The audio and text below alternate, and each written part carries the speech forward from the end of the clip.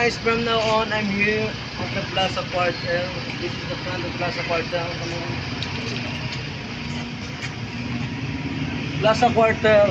On this site, once a military base during the Second World War, some 150 American prisoners of war were burned to death by Japanese soldiers.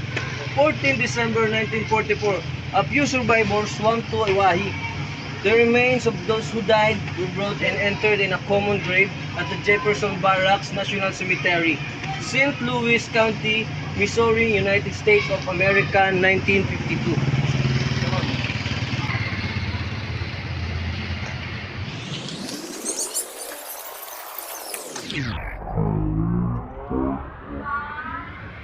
Plaza Cuartel.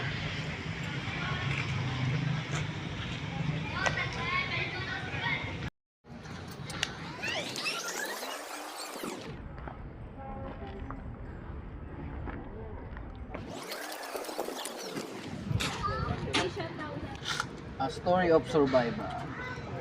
Immediate Force War. Puerto Princesa was heavily damaged as a result of the war, but the resilient Palaweños rebuilt their city and their lives towards a peaceful Palawan. Yeah. 41st Infantry Divisions.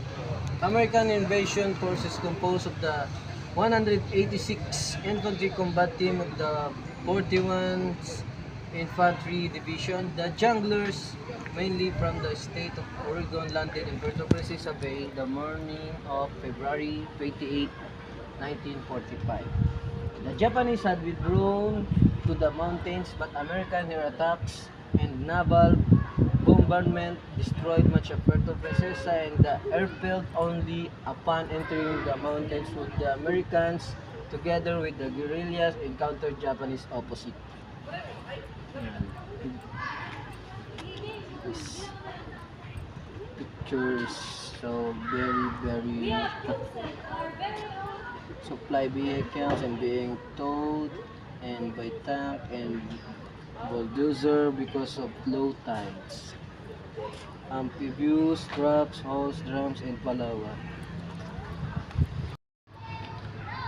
Guadencio Abordo, Governor of Free Palawan. Pedro Paje, Superintendent of Iwahig Penal Colony. He pretended to collaborate with the Japanese but was a strong supporter of the guerrillas.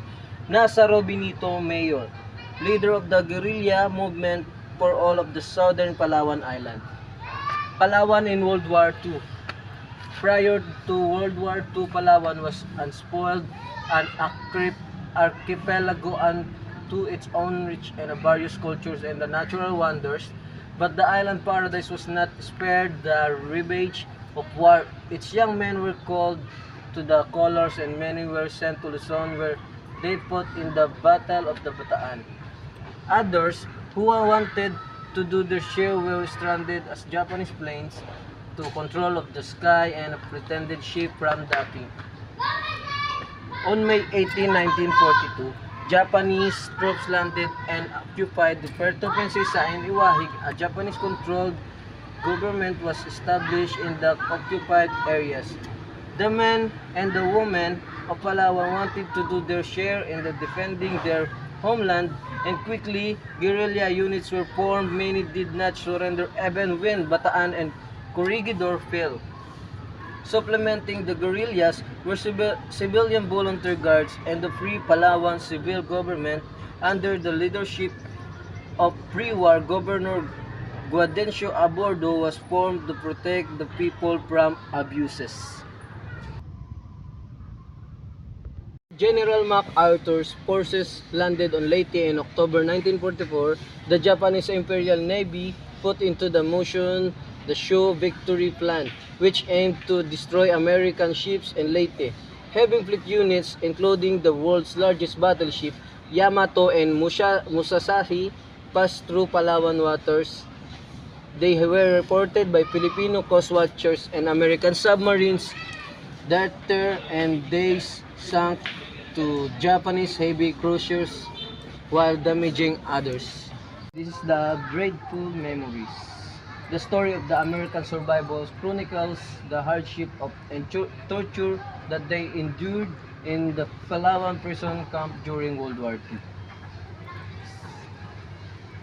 The prisoners were herded into air raid shelters and were then set ablaze. Escaping prisoners were shot, but amazingly, 11 men managed to escape, bringing their story to the world. View of Plaza Cuartel prison compound from Puerto Princesa Harbor. This is this. And these graves of the PAOs who were massacred in Plaza Cuartel. So, now,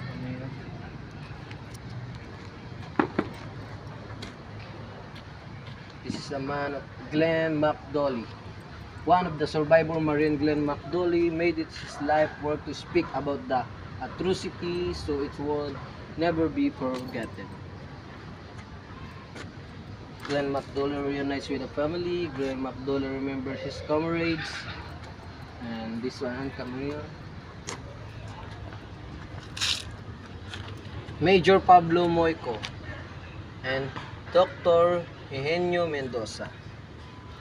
The various guerrilla units were later united under the command of Major Pablo P. Moico, sent from the 6th Military District on the Panay Island specifically to create the Palawan Special Battalion in October 1943. Among the stalwarts of the resistance was Dr. Eugenio Mendoza, pre-war governor of the Palawan, who ably led his own company of men. Unfortunately, Dr. Mendoza was captured by the Japanese and executed. This picture, look. Filipino guerrillas meet here returning American soldier. Yeah, that one. And civilian evacuees return from the mountains following the pull out of the Japanese. All of them, this is a soldier of survivors. The first batch of survivors of the Palawan massacre were taken out to the island of Morotai, where they were interviewed. Eugene Nelson, Ernest John Coblos, Edwin Petrie, William Balcos, Rufus Smith, Albert Pacheco, the 6 soldiers of survivor. Strategic importance of Palawan. Palawan was important to both Japanese and Allied forces due to its strategic position. The Japanese built an airfield using American prisoner of war so as to be able to cover the West Philippine Sea. Coast watchers sent by submarine from Australia reported Japanese naval traffic in Balabac, Strait and around Palawan, resulting in my Japanese ships being sunk by American submarines. American reconnaissance planes soon photography Japanese installation preparatory to bombing raids, and the Americans also recognized the importance of seizing the airfield. The aerial view of Palawan, paving the way to liberation. Battle of Leyte Gulf, the largest naval battle in history, October 23, 1944, day 1. Yeah. Oo, pinaglaro. Oo, ayan. Ayan, magbasa-basa kayo dyan. Ganito yan, ano, turista, magbasa-basa kayo dyan. Palawan Massacre. On December 1944, the Japanese in Palawan detected a strong American task force. Fearing it was bound for Palawan, the Japanese garrison forced the American prisoners of war at the Plaza Cuartel to enter their air raid shelters. They then set these helpless Americans on fire in one of the worst atrocities of World War II. Only 11 men out of 150 survived the massacre due to Filipino guerrillas who rescued and protected them. Come here. Plaza Cuartel circa 1945. And the Japanese guard. Uncovered trench. This is where the Japanese burned the PAOs alive.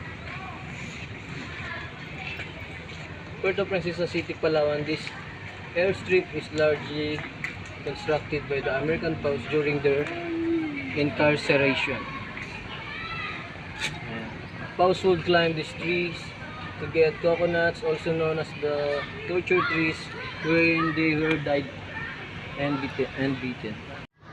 Roster of the known Palawan massacre victims compiled from Lorna Moraes and Abby Abraham list. The U.S. Army. All of that is an army.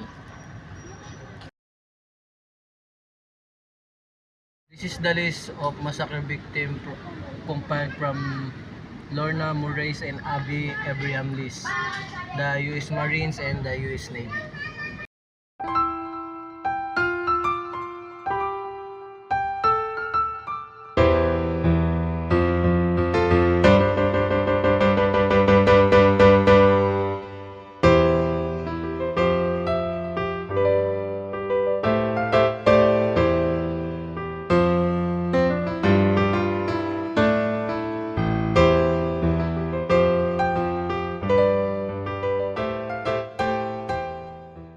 See the tunnel of Plaza Cuartel.